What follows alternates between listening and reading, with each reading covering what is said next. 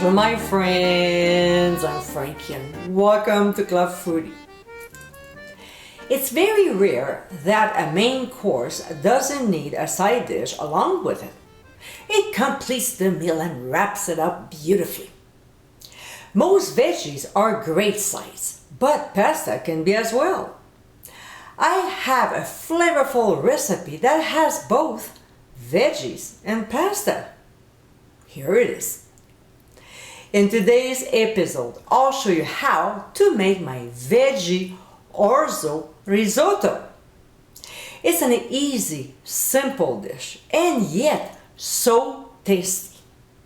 It pairs well with most protein and definitely a delicious change from strictly veggies or pasta. So my friends, let's get cooking. In a large deep saucepan over medium heat, we'll add oil and butter. Sit. When it gets hot and starts to sizzle, we'll add white onions and saute for 2 minutes. To this, we'll add mushrooms and season generously with ground sea salt and freshly ground black pepper. We'll saute the ingredients for just a couple minutes. Next, we'll add orzo and stir until the pasta is well coated. Then we'll cook for 3 minutes, stirring occasionally. After a few minutes, we'll pour in chicken broth, turn the heat to high, stir, and bring the mixture to a boil. We'll then add the frozen peas, stir again, and bring it back to a boil. We'll reduce the heat to medium or medium-low. We want the mixture to simmer gently and cook for 10 minutes. When time is up, we'll pour in lemon juice before seasoning it with herbe de Provence.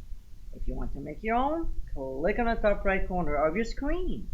And we'll also add some cayenne pepper.